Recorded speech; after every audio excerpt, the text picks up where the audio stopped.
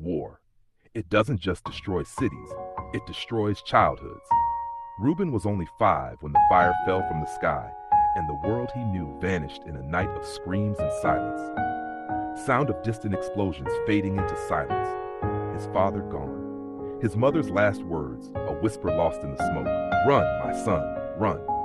And so he did, barefoot, trembling, clutching nothing but fear. Days turned into weeks. Hunger became his shadow. He wandered through broken streets, watching other children cry for mothers who would never come back. He was too young to understand death, but old enough to feel its emptiness. Music swelled softly with a glimmer of hope. Then one morning, as the sun rose through the ruins, a kind face appeared. Mary, a widow who had lost her husband to the same war. She saw the boy, dirty and fragile, trying to eat from a discarded tin. She didn't walk past. She knelt beside him, wiped the dust from his cheeks, and said softly, "You don't have to run anymore, my son."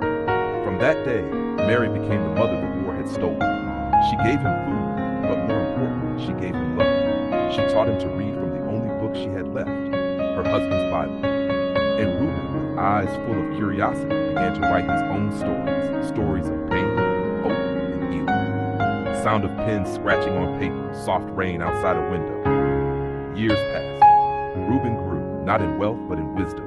He wrote about the people no one remembered, the children, the widows, the broken dreamers of war. His words began to spread. One story turned into a book. That book found its way into every heart in the nation. He didn't write to be famous. He wrote so no child would feel forgotten. He wrote to honor Mary, the woman who gave him a home when he had none. Deepens. One evening, as Reuben stood on a stage holding an award for his writing, he looked into the crowd. In the front row sat Mary, older now, her hands trembling with pride.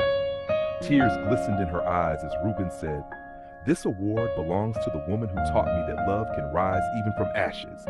She taught me that family isn't always by blood. Sometimes it's by heart."